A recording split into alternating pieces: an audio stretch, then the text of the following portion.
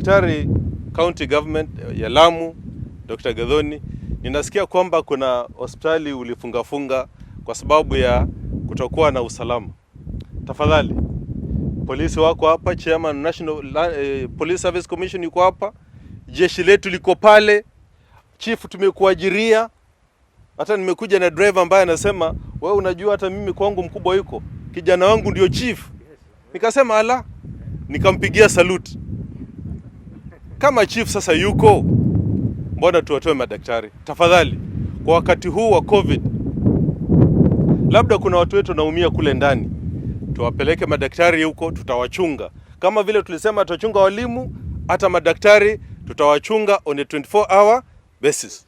So tafadhali tusaidiane, ili tukimaliza hii COVID-19 huku sehemu za mijini, hata mashambani iwe imemalizika. Ama ni namna gani wananchi? Iwe ni hivyo. Shule ndio itatoa wale wataalamu watakuwa katika port.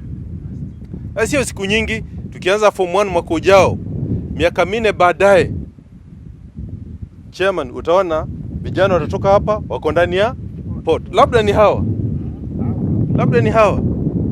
Kwa hivyo nashukuru sana. Tunataka kuhakikisha kwamba wakati tuanza kuchimba msingi wa kujenga ukuta, kwa sababu serikali imekubali kwamba itatoa pesa za kujenga ukuta wa shule hii yote, Chairman.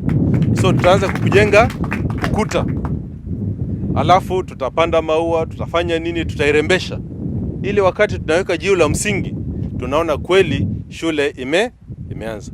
Unajua Al-Shabaab, 2 recruiting areas only in the coast. Wana recruit Kwale, wana recruit Lamu.